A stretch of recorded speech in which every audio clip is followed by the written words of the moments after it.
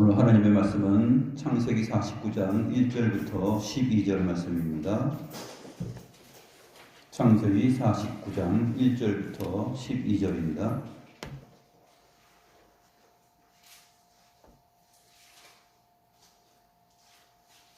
제가 하나님의 말씀을 받들어 읽겠습니다. 야곱이 그 아들들을 불러 이르되 너희는 모이라. 내가 후일에 당할 일을 내가 너희에게 이르리라. 너희는 모여 들으라. 야곱의 아들들아, 너희 아버지 이스라엘에게 들을지어다. 르우벤아, 너는 장자여 내 능력이여 내 기력의 시작이라. 위풍이 월등하고 권능이 탁월하다마는 물의 끓음 같았은즉 너는 탁월하지 못하리니 내가 아버지의 침상에 올라 더럽혔음이로다. 그가 내 침상에 올랐었도다. 시몬과 레위는 형제요 그들의 칼은 폭력의 도구로다. 내 호나 그들의 모의에 상관하지 말지어다. 내 영광아 그들의 집회에 참여하지 말지어다. 그들이 그들의 분노대로 사람을 죽이고 그들의 혈기대로 소의 발목 힘줄을 끊었음이로다. 그 노염이 혹독하니 저주를 받을 것이요 분기가 맹렬하니 저주를 받을 것이라. 내가 그들을 야곱 중에서 나누며 이스라엘 중에서 흩으리로다. 유다야, 너는 내 형제의 찬송이 될지라. 내 손이 내 원수의 목을 잡을 것이요 내 아버지의 아들들이 내 앞에 절하리로다. 유다는 사자 새끼로다. 내 아들아, 너는 움킨 것을 찢고 올라갔도다. 그가 엎드리고 웅크림이 숫사자 같고 암사자 같으니 누가 그를 범할 수 있으랴. 규가 유다를 떠나지 아니하며 통치자의 지팡이가 그 발 사이에서 떠나지 아니하기를 실로가 오시기까지 이르리니 그에게 모든 백성이 복종하리로다. 그의 나귀를 포도나무에 매며 그의 암나귀 새끼를 아름다운 포도나무에 맬 것이며 또 그 옷을 포도주에 빨며 그의 복장을 포도즙에 빨리로다. 그의 눈은 포도주로 인하여 붉겠고 그의 이는 우유로 말미암아 시리로다.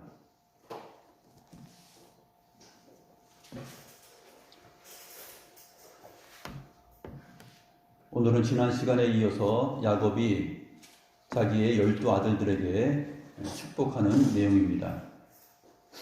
근데 단순히 이 축복하는 내용 안에 축복의 내용만 있는 것이 아니라 또 저주의 내용도 같이 포함되어 있죠.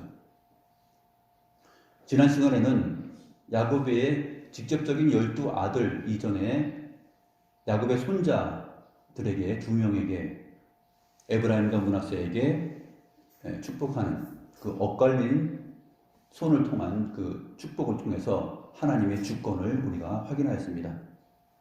사람에게 임하는 복의 내용은 모두가 하나님께서 뜻하시고 정하시고 하나님의 주권으로 인하여서 내려지는 것이다 하는 것을 우리로 하여금 알게 하는 사건이 바로 지난주에 엇갈린 팔로 인한 므낫세와 에브라임의 그 축복의 내용이죠.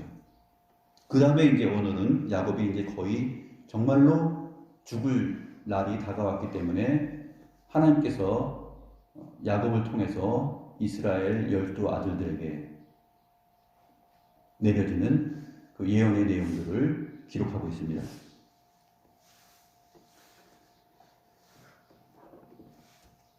야곱의 이 마지막 내용들을 보게 되면 죽기 전에 12아들들을 불러서 말합니다. 너희는 모이라. 너희가 후일에 당할 일을 내가 너희에게 이르리라. 그러니까 장차 너희들이 후일에 나중에 맞이하게 될 내용들을 내가 너희에게 말할 것이다 라고 하는 것이죠. 이 표현은 야곱이 지금 단순히 인간적인 유언을 하겠다라는 것이 아닙니다. 아버지가 아들에게 유언하는 단순한 유언의 내용하고 지금 야곱이 12아들들을 불러서 말하는 이 내용하고는 성격이 아주 다릅니다. 야곱이 말하는 이 유언의 성격은 선지자적 예언의 내용들입니다. 하나님께서 자신의 영으로 하나님의 영으로 야곱을 감동시키사 야곱으로 하여금 장차 후일에 있을 일들을 보여주시고 야곱이 그것을 본 것이죠. 본 후에 아들들에게 모이라 라고 말하면서 내 말을 들으라고 얘기하는 것입니다. 그러니까 이 말은 마치 여호와께서 이스라엘아 들으라 라고 말하면서 여호와께서 자기 입으로 말씀하시는 내용과도 같은 것입니다. 이스라엘 민족을 의미하는 이 12지파, 12아들들을 야곱이 불러서 너희가 후일에 당할 일을 내가 너희에게 이르리라. 너희는 모여 들으라. 야곱의 아들들아 너희 아버지 이스라엘에게 들을지어다. 이 들으라 하면서 계속 나에게 들으라라고 말하는 것이 이것이 결국은 내용상 우리가 이제 내용을 읽을 것이지만 내용을 볼 때 범상치 않은 내용입니다. 이것은 장차 이스라엘이 하나님의 교회로서 맞이하게 될 그러한 운명을 그 역사적인 사실들을 미리 알게 하는 내용이죠. 그러므로 단순한 유언이 아니라 개개인에 대한 말들을 지금 하고 있지만 그 안에 하나님의 계시가 듬뿍 담겨 있음을 우리가 알 수 있습니다.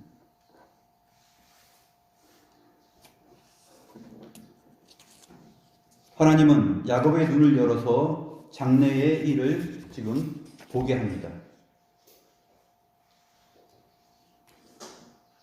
기력이 다하여 이제 147세로 죽어가는 야곱. 인간의 시력은 희미하여졌는데 이제 하나님께서 그 영혼의 눈을 열어서 하나님께서 장차 이스라엘 민족 가운데 펼치실 역사적 내용들을 눈으로 보게 합니다. 그 본 것을 야곱이 말을 하는 것입니다.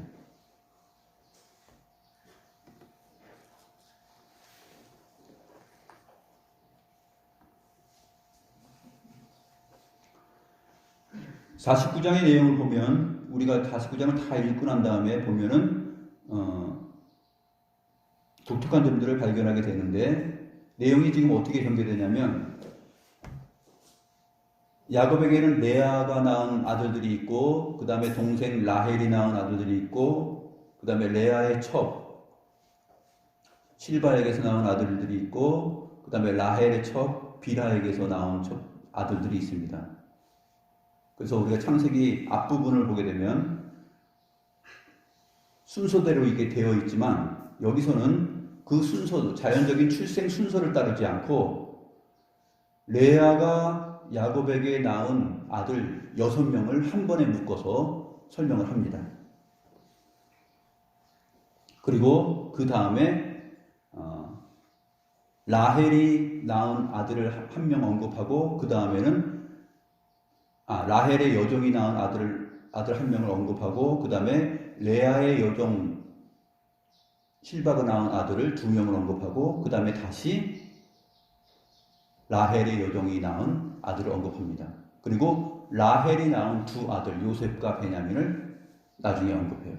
그래서 12명을 출생상의 순서를 따라서 말하지 않고 하나님께서 목적하시고 강조하시고자 하는 그 순서를 따라서 지금 기록을 하고 있습니다.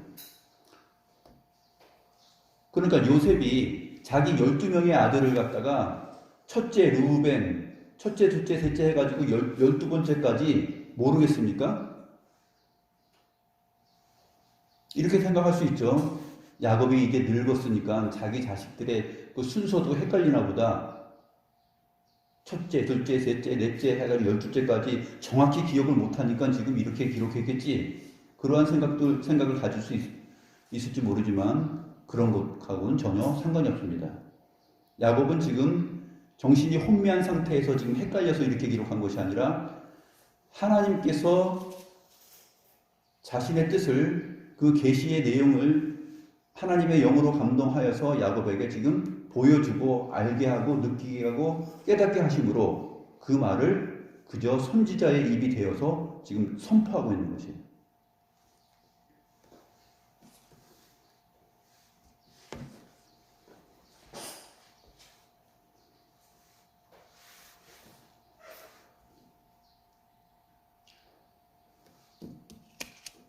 먼저 이제 루벤을 보겠습니다. 3절과 4절 보겠습니다. 루벤아 너는 내 창자요 내 능력이요 내 기력의 시작이라. 위풍이 월등하고 권능이 탁월하다마는 물의 끓음 같았은즉 너는 탁월하지 못하리니 내가 아버지의 침상에 올라 더럽혔음이로다. 그가 내 침상에 올라섰도다. 루벤에 대해서 지금 정확한 기억력을 가지고 있잖아요.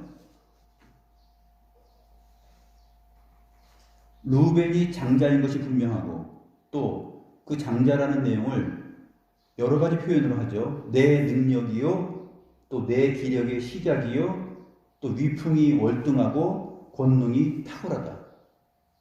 루벤은 정말 그런 존재이죠. 야곱에게 있어서 자기 기력의 시작이요, 장자요, 능력 있는 사람이요, 또 위풍이 월등하고 권능이 탁월합니다.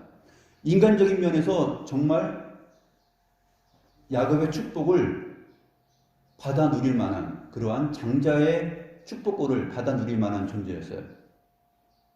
그런데 이 루벤이 그렇게 마무리되지 않습니다.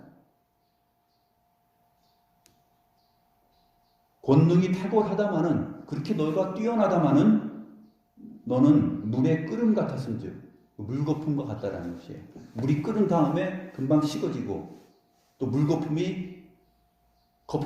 거품이 나서 사라지는 것처럼 그의 탁월함은 사라지고 마는, 잃어버리게 되는 그러한 것과 같다라고 표현하고 있습니다. 왜 그러냐면 네가 아버지의 침상에 올라 더럽혔음이로다. 야곱이 이제 자기 부모에게로 돌아갈 때에 베들레헴 가까이 왔을 때 거기서 자기가 사랑하는 아내 라헬이 죽죠. 그런 다음에 라헬의 여종 빌하를 간음합니다. 그러니까 아버지의 침상에 오른 거죠. 그래서 정말 아버지의 첩이지만 아버지의 그 아내와 같은 그러한 존재인데, 이 르우벤이 음탕한 마음을 가지고 아버지의 첩을 강간하고 범합니다. 그것을 지금 지적하고 있어요. 네가 그렇게 탁월하고 월등한 장자로서의 능력을 가지고 있지만 너는 물거품처럼 사라지게 된다. 그것들을 다 받아 누리지 못한다. 왜냐하면 네가 그렇게 행하였기 때문이다 라고 설명하고 있어요.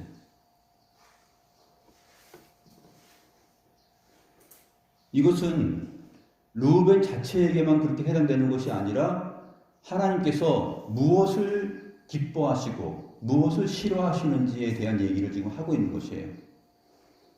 성경에 기록된 이 계시의 말씀이 우리는 어떤 말씀으로 우리가 받아들여야 하냐면, 오고 오는 역사 속에 하나님의 백성들, 하나님의 교회 전체에게 이 말씀이 항상 살아있는 말씀으로 선포되어지는, 또 그렇게 기록된 그 기록 목적을 가진 내용이라는 것을 잊지 말아야 됩니다. 르우벤 한 사람에 대하여서 그 사람의 운명을 말하는 것이 아니라 하나님께서 르우벤이 그렇게 되는 사건을 통하여서 교회가 경고받게 하시는 것이에요.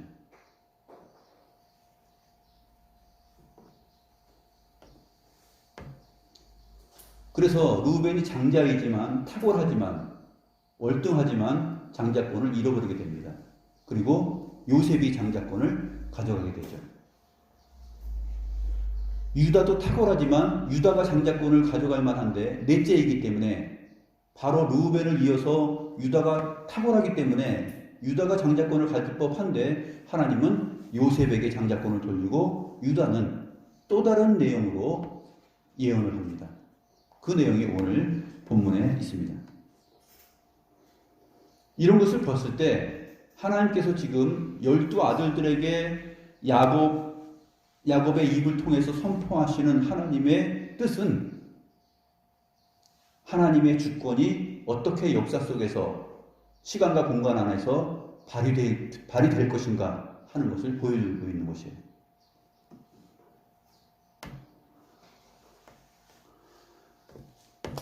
야곱의 유언이 인간적인 유언이라면 너 전에 이렇게 했었지 하면서 그것을 꼬집어서 르우벤의 잘못을 생생하게 기억하고 있다가 그것을 따끔하게 혼내는 것으로 끝날 것입니다. 그러나 49장에 기록되어 있는 야곱의 마지막 말, 이 내용들을 보게 되면은 단순히 그렇게 기록되어 있지 않다라는 것을 보고서 우리가 이것은 하나님께서 야곱을 선지자로 사용하셔서 야곱에게 자신이 장차 행하실 그 일들을 다 보이신 거구나. 그런 의미를 우리가 발견하게 됩니다.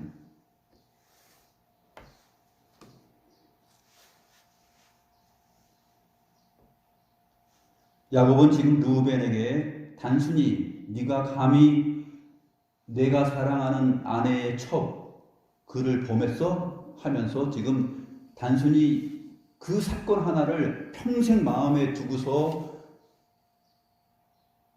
앙심을 품고 있다가 너는 그것 때문에 안 돼! 하면서 이렇게 선포하는 그 정도의 차원이 아니다 하는 것을 우리가 기억을 해야 됩니다.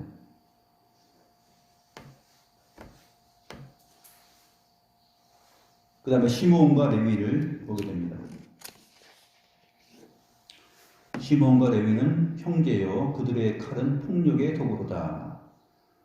시므온과 레위가 야곱의 딸 디나가 세겜 땅에서 강간당하였을 때 그것에 대한 복수심을 가지고서 그들에게 하나님의 할례를 그들이 행할 것을 언급하고 그 다음에 할례 받았을 때 그들을 다 쳐서 죽이고 또 가축들의 발목 힘줄을 끊어버립니다.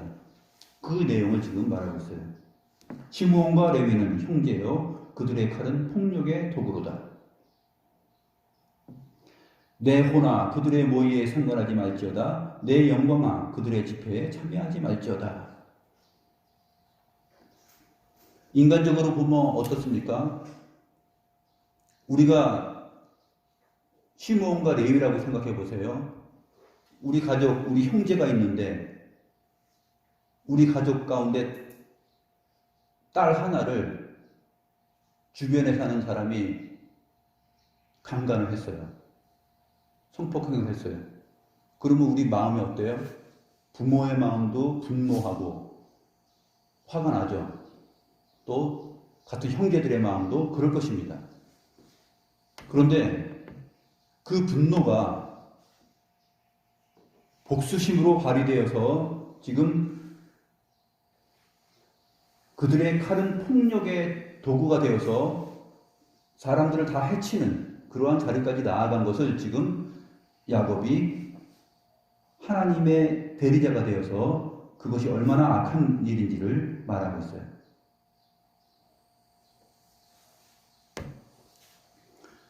우리가 영화를 보게 되면 그 복수심에 관련된 그런 영화들이 많이 있죠. 자기 가족, 또 자기 스승, 또 자기가 사랑하는 존재를 잃었을 때 그 잃은 것, 그렇게 처참하게 죽이고 강간하고 범한 자를 향하여서 준비하고 계획하여서 그 사람을 아주 짓밟고 혼내주고 그 사람을 사망으로 몰아가는 그러한 내용들을 보면 어떻습니까? 마음이 시원하죠? 통쾌하죠? 그런 영화를 보면 해결됐다, 잘한다 그러면서 칭찬하고 그런 영화들을 보게 되면 우리가 대리만족 그런 것을 느낄 수 있지 않습니까? 영화가 주는 매력이죠. 그런데 하나님의 말씀은 그것을 허용하지 않습니다. 디나가 그러한 사건을 당했어도 시므온과 레위가 행한 그 행동들은 정당하지 않다. 하나님 앞에 옳지 않다라는 것이에요. 그럼 어떻게 하라는 것이에요? 그럼 그렇게 무지막지한 일을 내 형제가 당하고 내 자식이 당하였는데 가만히 있어야 되는 것입니까? 가만히 있어야 되는 것이에요. 야곱이 말합니다. 내 호나 그들의 모의에 상관하지 말지어다. 내 영광아 그들의 집에 참여하지 말지어다. 자기의 혼을 향하여서 그들의 모의에 그들의 생각에 연합하지 말라라고 얘기하는 것이에요. 시므온과 레위의 마음보다 사실상 야곱 아버지의 마음이 더 찢어지고 아프고 복수하고 싶은 마음이 들지 않았을까요? 그런데 내 영광아 그들의 모의에 참여하지 말라, 이렇게 말을 하고 있습니다. 내 혼이라는 것은 내 영광아라는 말로 표현이 되고 있어요. 시편에 보게 되면 이 혼과 영광이 번갈아 가면서 같이 평행을 이루면서 표현됩니다. 그러니까 자기에게 있는 그 영광의 요소는 무엇이냐면 영혼이에요. 혼.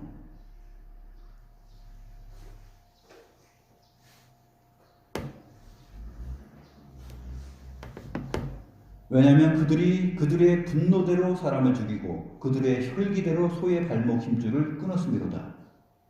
그들이 분노대로 그렇게 했어요. 분을 참지 못하고 분노대로. 하나님은 그것을 원치 않으셨다 하는 것입니다. 7절 그 노여움이 그렇게 되어 있는데 정확히 그들의 노여움입니다. 7절 그들의 노여움이 혹독하니 저주를 받을 것이요 그들의 분기가 맹렬하니 저주를 받을 것이라. 내가 그들을 야곱 중에서 나누며 이스라엘 중에서 흩으리로다. 여기서 우리는 루벤에게 내려진 장차 일어날 일과 또 시므온과 레위에게 장차 일어날 일들에 대해서 이건 의아하다라는 생각을 갖게 됩니다. 왜냐하면 형평성이 없다. 하나님은 평등하지가 않네. 이렇게 생각할 수 있어요. 왜냐하면 루벤 같은 경우에는 물의 끓음같이 그 탁월함이 다 손상되고 장자의 권한을 다 잃어버리는 그러한 저주의 내용이죠. 그런데 시므온과 레위는 회복되는 내용이 있어요. 하나님께서 인정치 아니하시는 그러한 분노를 사람과 가축에게 행하여서 그 복수심이 불타서 그러한 일을 했지만 하나님께서 그들을 역사 속에서 새롭게 쓰신다 하는 것입니다.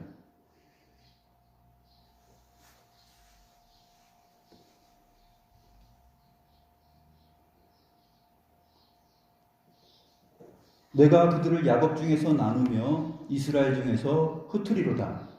이것은 분명히 한편으로서는 하나님께서 심판하시는 내용이에요. 하나님의 심판이에요. 그런데 나중에 레위 족속은 어떻게 됩니까? 레위 지파는 흩어져서 살게 되죠. 땅의 분배를 받지 못하고 흩어져 살게 됩니다. 그런데 나머지 이스라엘 형제들 그 지파 속에 흩어져서 살게 됩니다. 그런데 왜 흩어지느냐 하면은 하나님께서 이 레위 지파를 하나님의 율법을 진행하는 제사장적 가정들로 삼고 하나님께서 보이시는 구속의 제사의 내용들을 성취하고 이루시는 일에 레위 지파를 씁니다.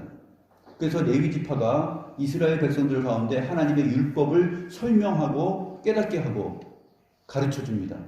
그리고 성전에서 행하여지는 그 희생 제사에 대한 내용을 전체 집행하는 그러한 형제들이 됩니다.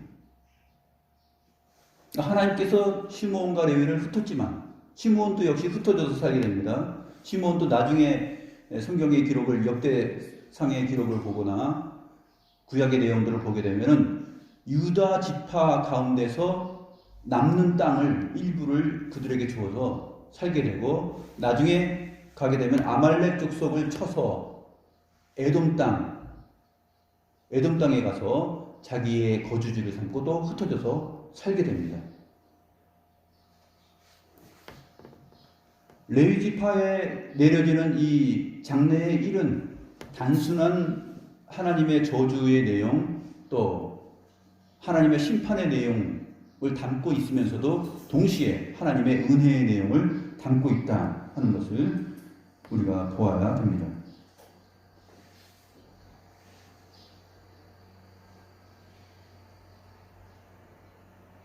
이스라엘 중에서 레위 지파가 흩어져서 살면서 어떠한 존재로서 어떠한 기능과 역할을 하는가, 이것은 굉장히 중요한 것입니다. 이것이 누구의 의지이며 누구의 생각이며 누구의 뜻이냐면 하나님의 뜻이에요. 그러니까 하나님의 주권이 오늘 이 야곱의 마지막 아들들에게 하는 말의 내용 가운데 다 드러나고 있는 것입니다. 우리가 그것을 발견하고 그것에 주목을 해야 되는 것이죠. 아, 하나님이 이런 분이시구나. 하나님은 과연 역사의 주도권을 가지고 계시고 장차 일어날 일과 현재의 일 모든 내용에 있어서 하나님이 통치자이시구나. 그것을 우리가 깨달아야 됩니다.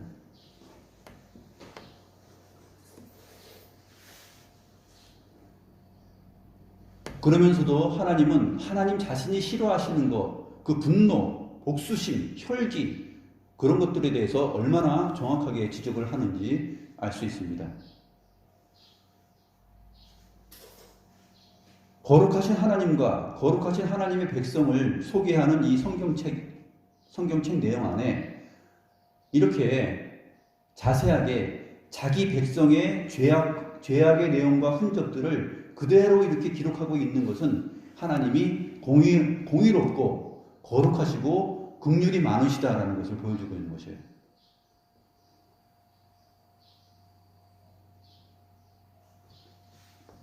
세상의 왕이 역사를 기록할 때는 그 밑에 있는 서기관들이 기록할 때 왕을 높이고 또 백성들을 낮추고 백성들에게 있었던 일을 감추기도 하고 보태기도 하고 또 바꿔서 말하기도 하고 그렇게 기록하지 않습니까? 성경은 하나님께서 온 세상 온 우주의 왕이시면서 성경을 기록하는 내용을 보게 되면 하나님은 변경시키지도 않고 없는 것을 있는 것처럼 만들지도 않고 있었던 일을 숨기지도 않고 바로 말씀하시면서 또 그대로 그것을 저주 자체로 심판 자체로 끝나지 않고 거기에 독특하게 우리를 의아하게 만드는 그 축복의 내용을 선포하고 있다는 것이죠.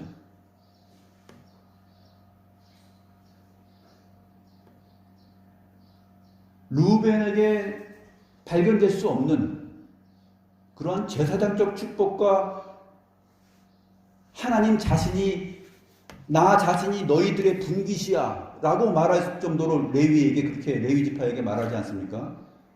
이러한 것들이 독특하다는 것이죠.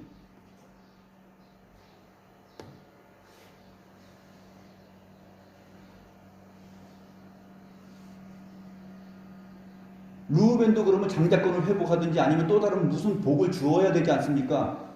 아니요, 그것을 하고 안 하고는 하나님 뜻이에요.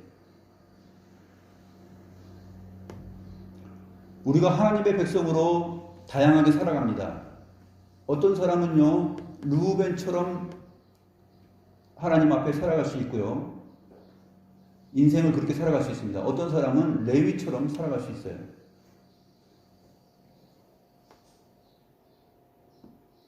우리의 삶의 여정 가운데 우리가 맞이하게 되는 우리의 운명은 바로 우리 자신의 어떠함 때문에 되어지는 일이기도 하지만 우리 자신의 어떠함을 뛰어넘는 은혜의 내용이 하나님에게서 발휘되어서 우리가 마치 레위인처럼 되는 경우가 있다는 것이죠.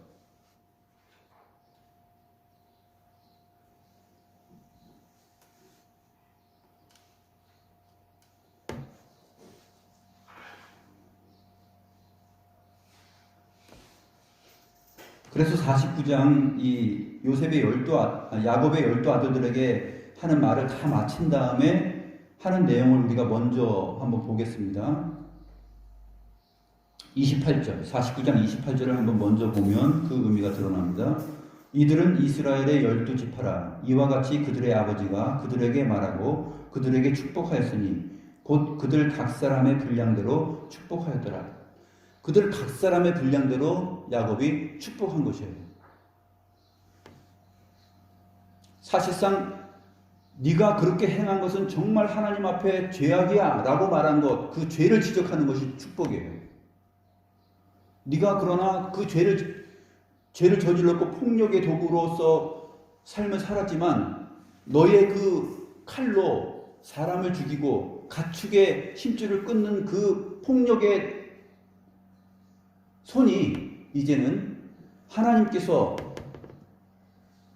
어린 양 되시는 우리 주 예수 그리스도 안에서 이루실 구원의 역사를 성전과 그 제사 제도와 함께 보이는데 너희를 그렇게 기묘하게 쓰일 것이야.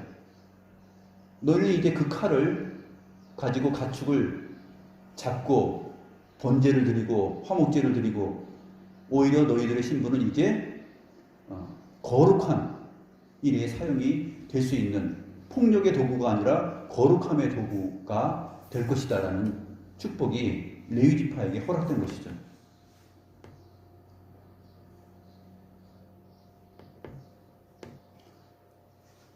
우리도 그렇습니다. 우리에게 있는 그 분노심, 또 우리에게 있는 그 독특한 성격, 스타일, 그런 것들이 과거에는 하나님의 마음에 미치지 못하지만 그것이 어느 순간에 하나님께서 그를 변화시켜서 쓰실 때는 그 성격과 기질과 내용을 하나님께서 하나님의 거룩함을 드러내는 일에 사용하신다는 것이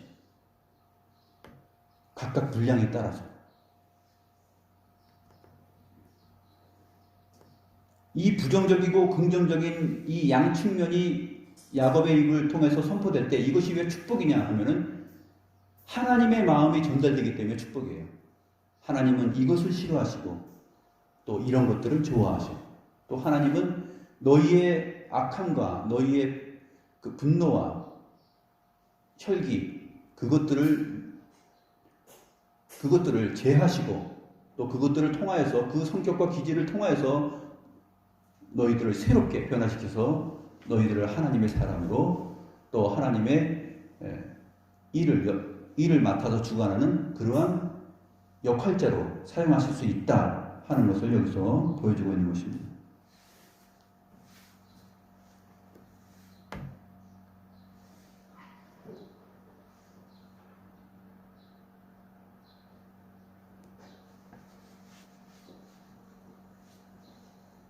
그 다음에 이제 네 번째 유다에 대한 내용을 보겠습니다.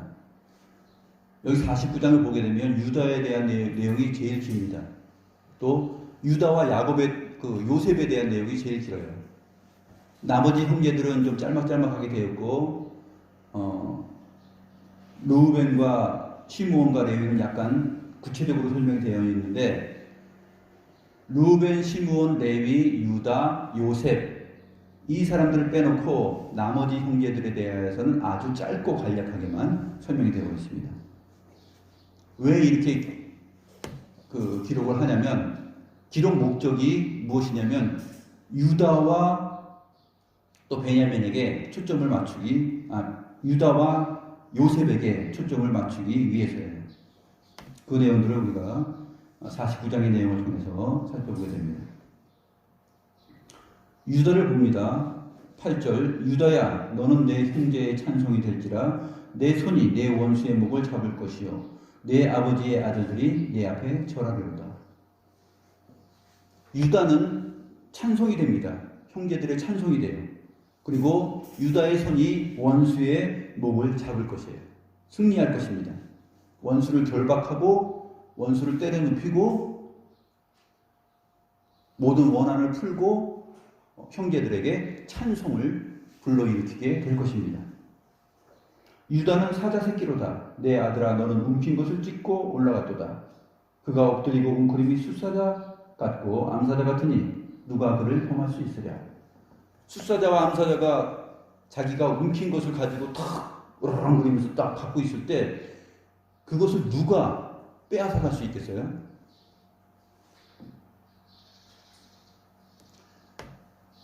고대 역사에서 또 오늘날까지도 동물의 왕은 누구냐면 사자예요. 사자.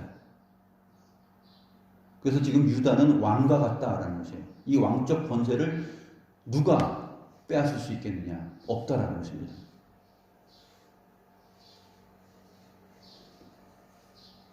하이에나들도 빼앗지 못하죠. 숫사자 얼마나 무서워요. 숫사자, 암사자가 움킨 것을 갖고 있으면 빼앗지 못합니다.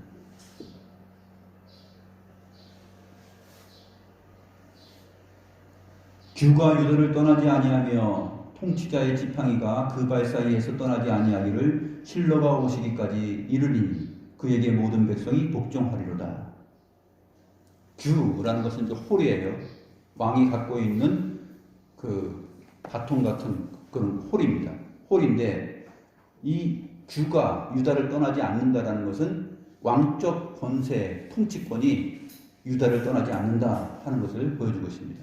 그러니까 유다는 장자는 아니지만 장자권에 대한 축복을 받지 않지만 유다는 왕적 권세, 그 다음에 이스라엘의 임금이요 왕이신 예수 그리스도가 태어나는 그 통로가 됩니다. 그래서 유다 지파에서 우리 주님 예수 그리스도께서 태어나지 않습니까? 그 얘기를 지금 하고 있는 것입니다. 장차 이 일이 너희들 가운데서 일어날 것이다 라고 말하는 것이에요.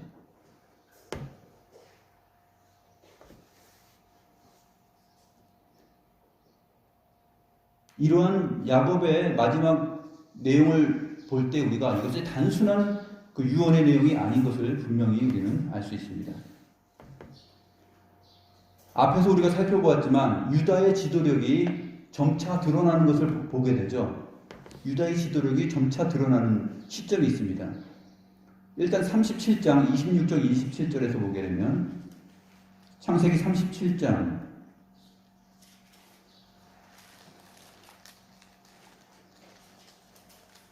26절 27절을 보게 되면 요셉을 죽이려고 할 때 루벤도 나서가지고 그의 생명을 해치지 말자 하면서 구덩이에 집어넣자라고 했습니다. 그런데 이스마엘 사람들이 이제 낙타를 몰고서 올 때 그것을 보고서 유다가 말을 하죠. 유다가 자기 형제에게 이르되 우리가 우리 동생을 죽이고 그의 피를 덮어둔들 무엇이 유익할까? 자, 그를 이스마엘 사람들에게 팔고 그에게 우리 손을 대지 말자. 그는 우리의 동생이요 우리의 혈육이니라 하매 그의 형제들이 청정하였더라. 여기서부터 유다는 사실상 하나님 앞에 지도력을 가진 존재로 드러나게 됩니다. 또 한 군데 보게 되면은 43장 1절과 14절에 나중에 베냐민을 데리고 와라 할 때 유다가 아버지 야곱 앞에서 말을 하는데 그것이 아버지 야곱의 마음을 설득합니다. 그러니까 그 지도력, 그 설득력, 그것이 왕적 권세로서 드러나는 한 장면이죠.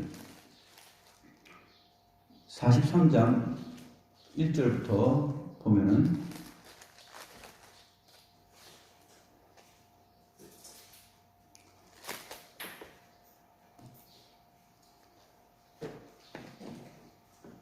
야곱이 아버지에게 쭉 내용을 길게 설명한 다음에 9절에 가서 이렇게 말합니다. 내가 그를 위하여 담보가 되오리니 아버지께서 내 손에서 그를 찾으소서. 내가 만일 그를 아버지께 데려다가 아버지 앞에 두지 아니하면 내가 영원히 죄를 지리이다. 우리가 지체하지 아니었더라면 벌써 2번 갔다 왔으리이다. 이렇게 긴 설명 구체적으로 야곱 앞에서 말을 했을 때 야곱이 유다의 말에 설득당하고 유다의 말을 듣게 됩니다. 그러니까 형제들이 유다의 말을 청종하여 듣게 되고 절대 나는 그것을 허락할 수 없어 라고 고집하였던 야곱의 마음도 설득시키는 그러한 지도력을 받아야 되죠. 42장에서는 먼저 루벤이 유다처럼 행동을 했지만 루벤의 지도력은 인정받지 못하고 야곱이 거절하고 맙니다. 루벤의 지도력을 보게 되면 거절당하는데 42장 37, 38절 바로 위의 내용이죠. 42장 37, 38절 루벤이 그의 아버지에게 말하여 이르되 내가 그를 아버지께로 데리고 오지 아니하거든 내 2 아들을 죽이소서. 그를 내 손에 맡기소서. 내가 그를 아버지께로 데리고 돌아오리이다. 이렇게 말했어요. 내 2 아들을 죽이소서까지 말을 했는데 그것이 야곱의 마음을 설득하지 않았습니다. 유다는 어떻게 말했습니까? 내 2 아들을 죽이소서 그렇게 말하지 않고 나를 죽이소서라고 얘기하죠. 그렇죠? 내가 그를 위하여 담보가 될 것이다. 이렇게 말합니다. 야곱이 유다의 말을 더 인정하고 유다를 더 높이 평가하고 그의 말에 설득을 당하고 청종을 하게 됩니다.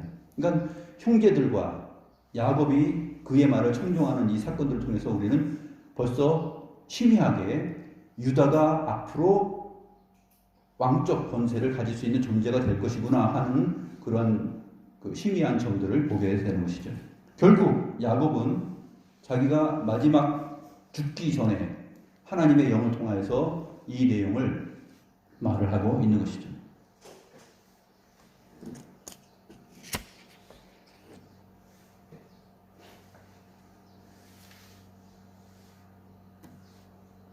실로가 오시기까지라는 말은 그에게 속한 자가 오시기까지예요. 그분에게 속한 자가 오시기까지. 실로가 오시기까지. 그분에게 속한 자가 누구냐면 메시아, 진정한 왕, 그가 오시기까지 그에게 모든 백성이 복종할 것이다 라고 설명을 하고 있는 것입니다. 11절 말씀은 아주 독특한 예언을 하고 있는데, 그의 나귀를 포도나무에 매며 그의 암나귀 새끼를 아름다운 포도나무에 맬 것이며 또 그 옷을 포도주에 빨며 그의 복장을 포도즙에 빨리로다. 그의 눈은 포도주로 인하여 붉겠고 그의 이는 우유로 말미암아 희리로다. 유다 지파는 이제 굉장히 부유한 지파가 됩니다. 목축업을 하고 있는 당시 이스라엘 자손들이 알아들을 수 있는 내용으로 표현을 하고 있는 것이죠. 포도나무에 그 나귀 새끼들을 맬 것이다. 그러니까 나귀 새끼들은 그냥 일반 말뚝으로 이렇게 매잖아요, 보통. 그런데 포도나무에 맬 것이다 라는 이 표현을 통해서 얼마나 농사가 잘 되고 풍족하며 번창할 것인가 하는 그러한 의미들을 여기서 보여주고 있는 것이에요. 그의 나귀를 포도나무에 매며 그의 암나귀 새끼를 아름다운 포도나무에 맬 것이며 또 그 옷을 포도주에 빨며 그의 복장을 포도즙에 빨리로다.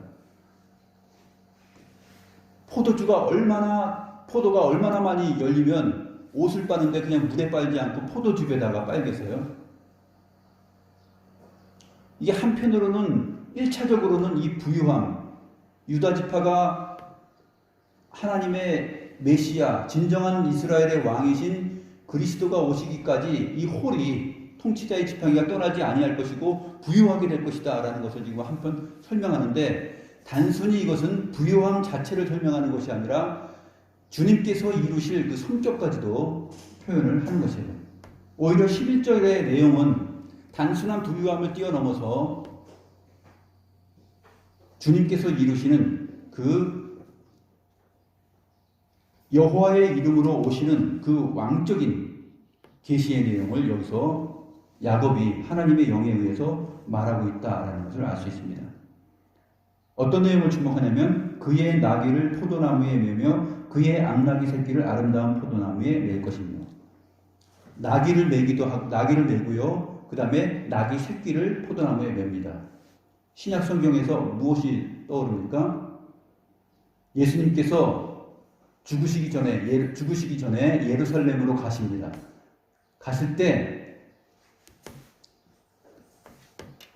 어느 집에 가게 되면 나귀와 나귀 새끼들이 매어 있는데 그 중에서 나귀 새끼를 풀어다가 나에게 가져와라. 누가 묻거든 이 나귀의 주인이 쓰실 것이다 라고 말을 하면 된다. 그렇게 말을 하잖아요. 그래서 왕은 겸손하여서 나귀 새끼를 타고 예루살렘으로 입성한다 라는 말을 하게 됩니다. 그 내용 마태복음 21장 말씀을 보게 되죠. 마태복음 21장을 보게 되면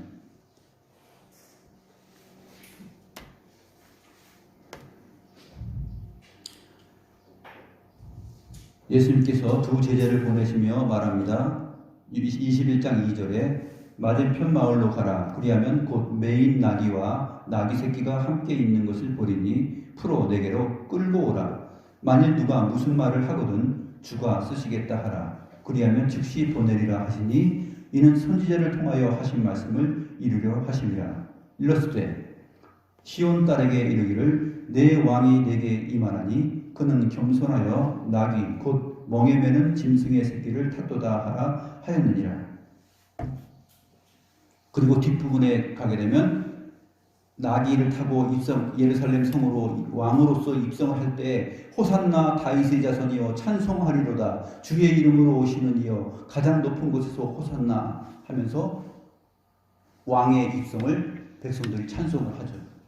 그 내용입니다. 이 내용이 스가랴서 9장 9절의 내용을 이루는 내용이 말씀이며 오늘 본문에서 야곱이 마지막 유다 지파를 향하여서 장차 일어날 일 그것을 예언하실 때 11절에서 말한 내용에 포함이 되는 것이죠. 스가랴서 9장 9절을 보겠습니다.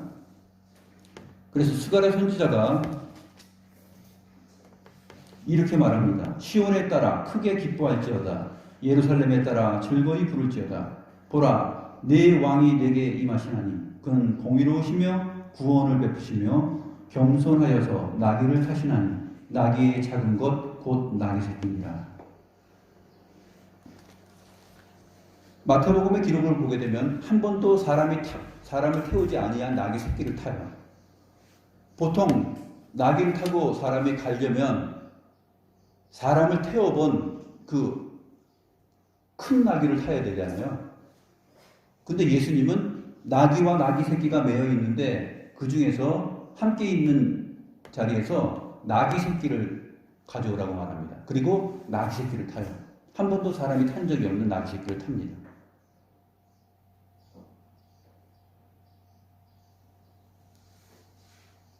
주님은 세상의 왕과 같은 그러한 왕적 존재가 아니라 그는 겸손하여서 자기의 아버지의 뜻을 이루시기 위하여서 겸손하여서 하늘 보좌를 버리고 우리의 구원과 구속을 위하여서 어린 양으로서 희생적 죽음을 맞이할 그 왕으로 오셔서 겸손하여서 나귀를 타고 입성하셨다 하는 그 내용이 되는 것입니다. 세상의 왕과 다른 자기 백성 모두를 구원할 수 있는 큰 공의와 능력을 가졌는데 그는 세상에서 볼 수 없는 그 겸손함이 있다는 것이에요. 그 겸손함의 능력이라는 것이 무엇이냐면 우리의 모든 죄를 다 한 번에 사하실 수 있는 것. 그의 죽으심으로 말미암아 구약의 모든 자기 백성을 구원하시고 장차 후에 있을 신약의 모든 성도들을 다 구원하는 그 단 한 번의 십자가 사건을 통하여서 그 겸손을 통하여서 단 한 번에 자기 백성 모두를 구원하는 그 왕. 그래서 그는 공의로우신 왕이요 겸손한 왕입니다. 그의 공의로우심이 이제 드러나게 되는데 창세기 49장 11절 또 다른 표현 하나를 보게 됩니다. 그의 공의로우심과 그의 죽으심이 어떻게 드러나냐면 그의 옷을 포도주에 빨며 그의 복장을 포도즙에 빨리로다.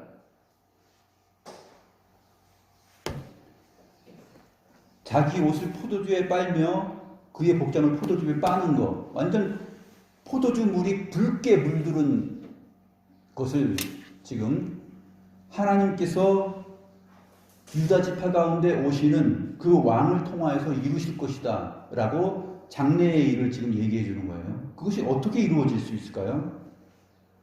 먼저 이사야서 63장 내용을 봅니다. 이사야서 63장.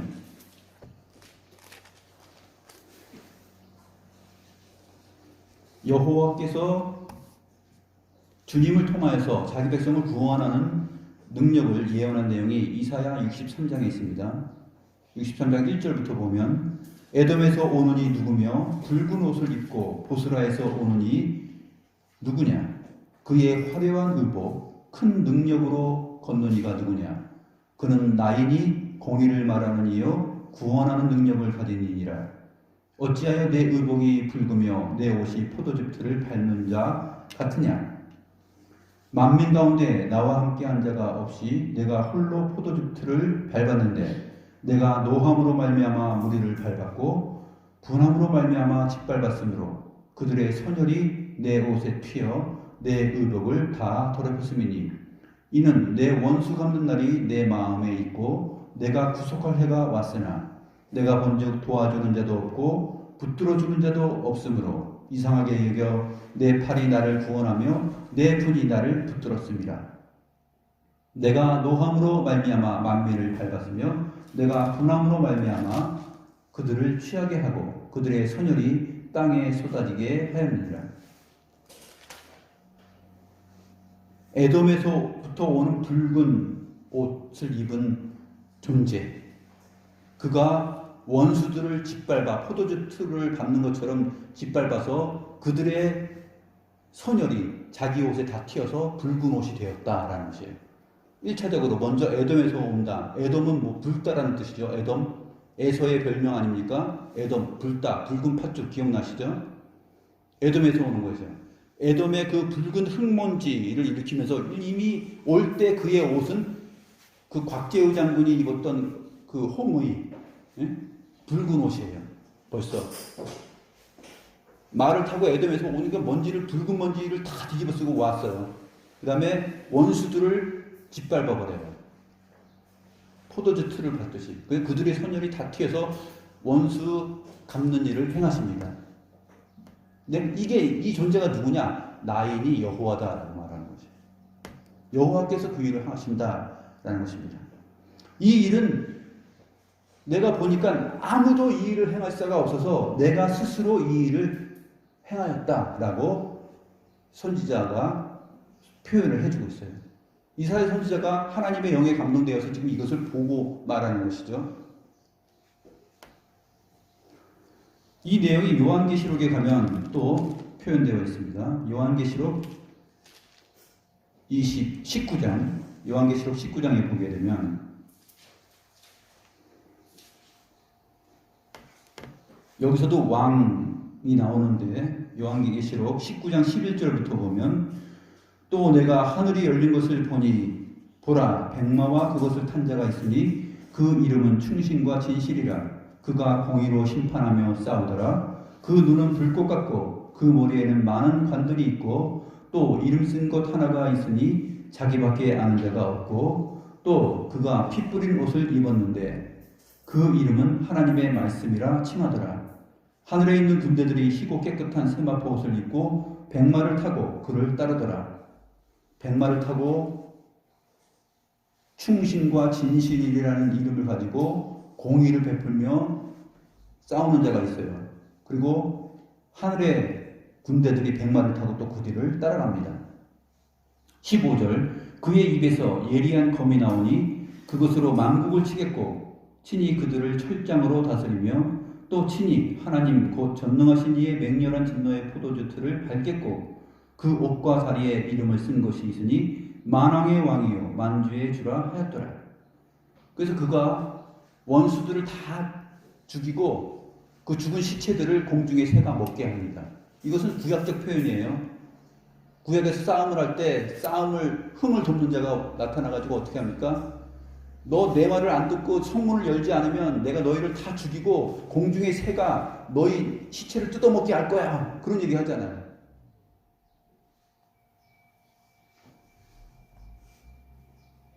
전쟁에서 싸움에 진 군대들은 다 죽는데 그 죽은 시체를 공중의 새들이 다 먹게 되죠. 그 내용을 지금 여기서 요한계시록에서도 같이 표현을 하고 있습니다. 철장으로 다스리며 친히 하나님의 그 전능하신 맹렬한 진노의 포도주 틀을 밟는 자, 그가 누구냐? 바로 이사야 선지자가 보았던 그분이죠. 붉은 옷을 입은 자.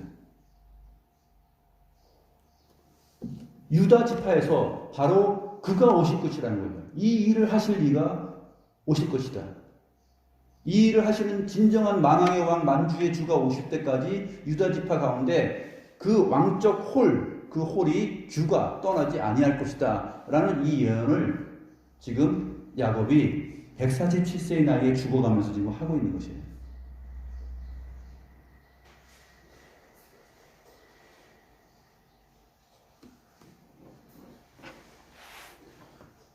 야곱은 하나님의 선지자로서 지금 하나님께서 펼쳐 보이시는 이 모든 내용을 보면서 성령의 감동함을 받아서 자기 아들들 12아들들을 모아놓고 내게 들으라 라고 말하면서 선포하는 것입니다. 이제 이 말씀은 곧 우리 교회에게 하시는 하나님의 말씀이 되어서 교회여 내 백성이여 내 말을 들으라 라고 하시는 하나님의 음성이요 하나님의 말씀으로 우리가 받아들여야 되는 계시의 내용입니다. 하나님의 주권과 능력이 어떻게 나타나며 하나님께서 사람을 어떻게 회복시키시는가, 또 하나님께서 무엇을 싫어하시고 무엇을 기뻐하시는가, 이 모든 계시의 내용들이 하나님의 율법의 내용 전체가 야곱의 마지막 죽어가면서 하는 이 말 속에 다 담겨 있다라는 것입니다. 그러니까 이 내용이 성경 계시죠. 한낱 한 사람이 죽으면서 자기 아들들을 모아놓고 하는 유언 정도가 아니라, 유언이 아니라 성격이 틀리다는 것입니다.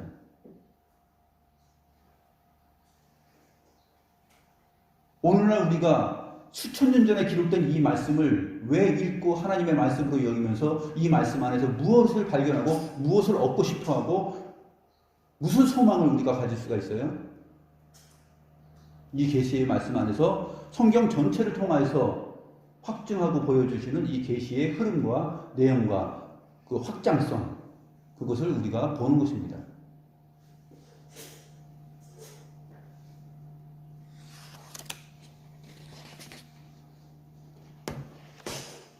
야곱이 자기 친자식들에게 날벼락같이 내리는 이러한 저주와 같은 내용, 그것이 그들에게 축복이 되는 이유는 하나님께서 그것을 미워하시고 싫어하시기 때문에 너희는 앞으로 이와 같은 일들을 해서는 안 된다라는 말이기 때문에 그것이 우리에게 축복의 메시지가 되는 것입니다.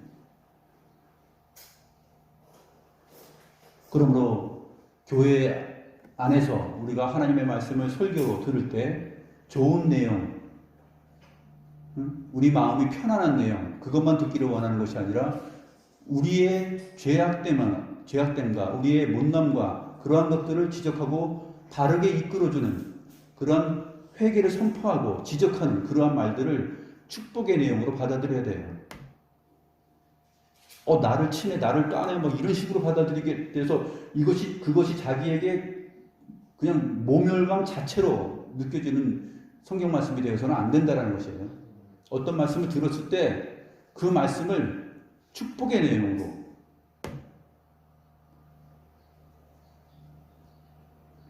나를 회개시키시고 나를 정상적으로 하나님 백성답게 하시기 위하여서 하나님이 이 말씀을 하시는구나 하는 것을 우리가 오늘 본문을 통해서도 알아야 되는 것입니다.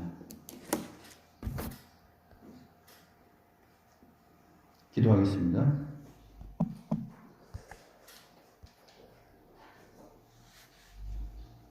하나님 아버지 감사합니다. 하나님께서 야곱의 눈과 입을 열어서 하나님 자신의 계획과 하나님께서 원하시는 바 모든 내용들을 그 아들들에게 선포하는 내용을 우리가 살펴보았습니다. 정말로 깊게 넓고 크게 살펴볼 내용들이 많이 있지만 이렇게 짧은 시간에 우리가 잠깐 살펴보는 것을 통하여서도 하나님께서 무엇을 우리에게 원하시며 하나님의 교회가 어떻게 순결하게 나아갈 것을 요구하시는지 그것을 저희들로 하여금 알게 하심을 감사드리옵나이다.